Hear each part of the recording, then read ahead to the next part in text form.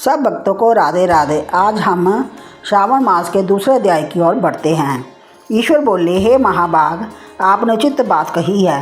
हे ब्रह्मपुत्र, आप विनम्र, गुणी, श्रद्धालु तथा भक्ति संपन्न श्रोता हैं। हे अनग, आपने श्रावण मास के विषय में विनम्रतापूर्वक जो पूछा है उसे तथा जो नहीं पूछा है वह सब अत्यंत हर्ष तथा प्रेम के साथ में आपको बताऊंगा। द्वेष ना करने वाला सबका प्रिय होता है। आप उसी प्रकार के विनम्र हैं, क्योंकि मैंने आपके अभिमानी पिता ब्रह्मा का 5वां मस्तक काट दिया था, तो भी आप उस द्वेष भाव का त्याग कर मेरी शरण में प्राप्त हुए हैं। अतः हे तात, मैं आपको सब कुछ बताऊंगा, आप एकाग्रचित्त होकर सुनिए। हे योगिन, मनुष्यों को चाहिए कि श्रावण मास में नियमपूर्वक नक्त व्रत करें और पूरे महीने भर प्रतिदिन रुद्राभिषेक करें। अपनी प्रत्येक प्रिय वस्तु का इस मास में त्याग कर देना चाहिए। पुष्पों, फलों, दांतों, तुलसी की मंजरी तथा तुलसी दलों और बिल पत्रों से शिव जी की ही लक्ष्य पूजा करनी चाहिए। 1 करोड़ शिवलिंग बनाना चाहिए और ब्राह्मणों को भोजन कराना चाहिए। महीने भर धारण पारण व्रत अथवा उपवास करना चाहिए।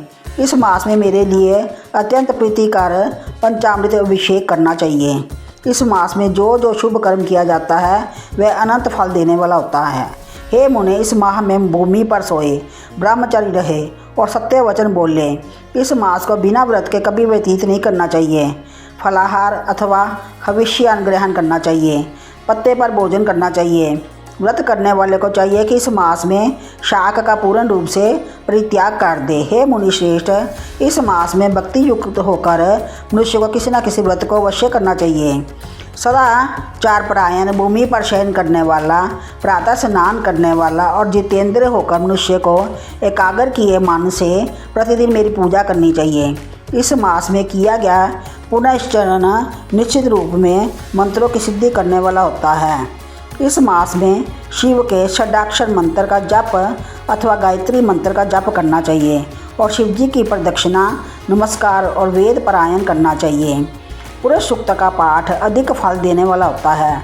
इस मास में किया गया ग्रह यज्ञ, कोटि होम, लक्ष्य होम तथा अयुक्त होम शीघ्र ही फलीभूत होता है और अभिष्ट फल प्रदान करता है। जो मनुष्य इस मास में एक भी दिन व्रतहीन व्यतीत करता है वह महाप्रलय पर्यंत घोर नरक में वास करता है।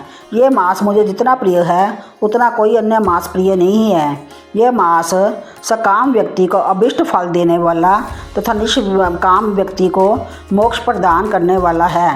हे सत्तम, इस मास के जो व्रत तथा धर्म हैं उन्हें मुझसे सुनिए। रविवार को सूर्य व्रत तथा सोमवार को मेरी पूजा व नक्त भोजन करना चाहिए। श्रावण मास के पहले सोमवार से आरंभ करके 3.5 महीने का रोटक नामक व्रत किया जाता है। ये व्रत सभी वांछित फल प्रदान करने वाला है।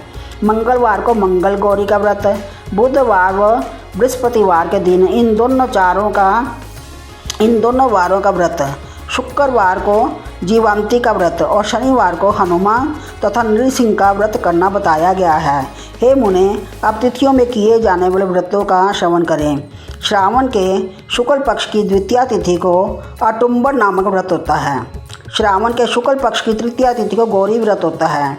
इस प्रकार शुक्ल की चतुर्थी तिथि को दुर्वान गणपति नामक व्रत किया जाता है। हे मुने, उसी चतुर्थी का दूसरा नाम विनायकी चतुर्थी भी है। शुक्ल पक्ष में पंचमी तिथि नागों के पूजन के लिए प्रशस्त होती है। हे मुनिश्रेष्ठ, इस पंचमी को रौरव कल्पादि नाम से जानिए। षष्ठी तिथि को सुपोदन व्रत और सप्तमी तिथि को शीतला व्रत होता है। अष्टमी अथवा चतुर्दशी तिथि को देवी का पवित्रारोपण व्रत होता है। इस माह के शुक्ल तथा कृष्ण पक्ष की दोनों नवमी तिथियों को नक्त व्रत करना बताया गया है। शुक्ल पक्ष की 10वीं तिथि को आशा नामक व्रत होता है। इस मास में दोनों पक्षों में दोनों एकादशी तिथियों को इस व्रत की कुछ और विशेषता मानी गई है। श्रावण मास के शुक्ल पक्ष की द्वादशी तिथि को श्री विष्णु का पवित्रारोपण व्रत बताया गया है। इस द्वादशी तिथि में भगवान श्रीधर की पूजा करके मनुष्य परम गति प्राप्त करता है। उत्सर्जन, उपाकर्म, सभादीप, सभा में उपाकर्म, इसके बाद रक्षाबंधन, पुनः श्रवणाकर्म, सर्पबलि और हयग्रीव का अवतार, यह 7 कर्म पूर्णमासी तिथि को करने हेतु बताए गए हैं। श्रावण मास के कृष्ण पक्ष में चतुर्थी तिथि को संकष्ट चतुर्थी व्रत कहा गया है। और श्रावण मास के कृष्ण पक्ष की पंचमी तिथि के दिन मानव कल्पादि नामक व्रत को जानना चाहिए।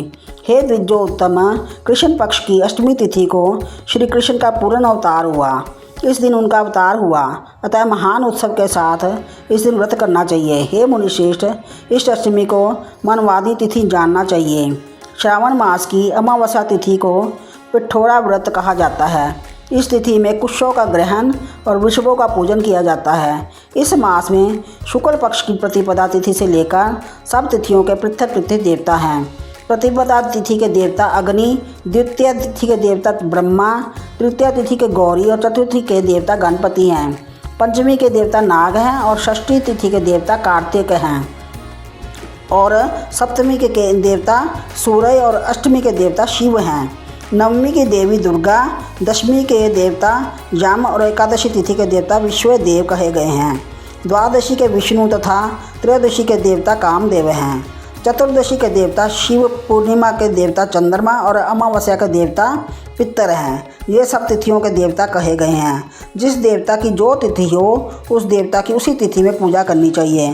प्राय इसी मास में अगस्त्य का उदय होता है। हे मुने, मैं उस काल को बता रहा हूँ, आप एकाग्रचित्त होकर सुनिए।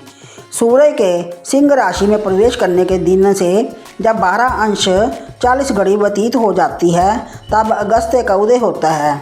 उसके 7 दिन पूर्व से अगस्त्य को अर्घ्य प्रदान करना चाहिए। 12 मासों में सूर्य पृथक पृथक नामों से जाने वाले हैं। उनमें से श्रावण मास में सूर्य गब्बस्ती नाम वाला होकर तपता है। इस मास में मनुष्यों को भक्ति संपन्न होकर सूर्य की पूजा करनी चाहिए। हे सत्तम, 4 मासों में जो वस्तुएं वर्जित हैं उन्हें सुनिए। श्रावण मास में शाक तथा भाद्रपद में दही का त्याग कर देना चाहिए। इसी प्रकार अश्विन में दूध तथा कार्तिक में दाल का परित्याग कर देना चाहिए। यदि इन मासों में इन वस्तुओं का त्याग नहीं कर सके तो केवल श्रावण मास में ही उन वस्तुओं का त्याग करने से मानव उसी फल को प्राप्त कर लेता है। हे मानव, ये बात मैंने आपसे संक्षेप में कही है। हे मुनिश्रेष्ठ, इस मास के व्रतों और धर्मों के विस्तार को सैकड़ों वर्षों से भी कोई नहीं कह सकता। मेरी अथवा विष्णु की प्रसन्नता के लिए संपूर्ण रूप से व्रत करना चाहिए। परमार्थ की दृष्टि से हम दोनों में भेद नहीं है। जो लोग भेद करते हैं वे नरकगामी होते हैं। अतः हे सनत कुमार, आप श्रावण मास में धर्म का आचरण कीजिए।